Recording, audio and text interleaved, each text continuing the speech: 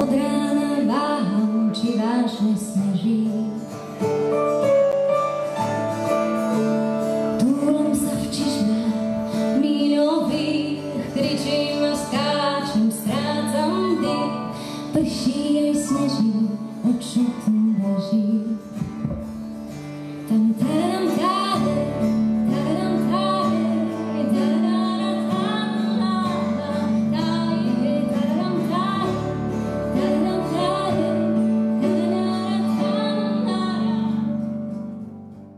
o našich úlohách v cirkvi i v okolitom svete, o odvahe a o postoji budeme teraz diskutovať.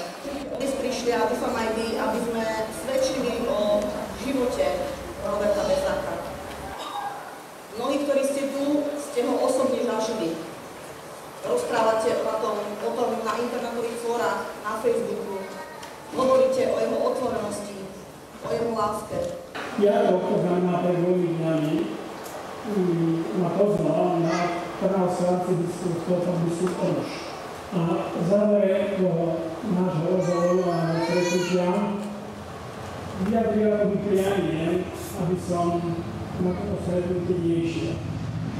Povedal, že teda keď pôjdem, aby som povedal, že s týmto stretnutím nesúhlasím. Toto nie je stretnutie ani proti cirkvi, ani proti Svätému Otcovi, ani nie proti pánovi biskupovi Onošovi.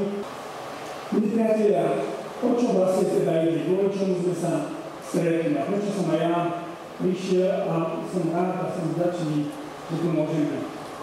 Ak má niekto dobrú povesť, ak má niekto povesť bezúhonného človeka a odrazu sa ročník zasiahne, tak takýto človek si zaslúži, aby sme mu vyjadrili solidaritu.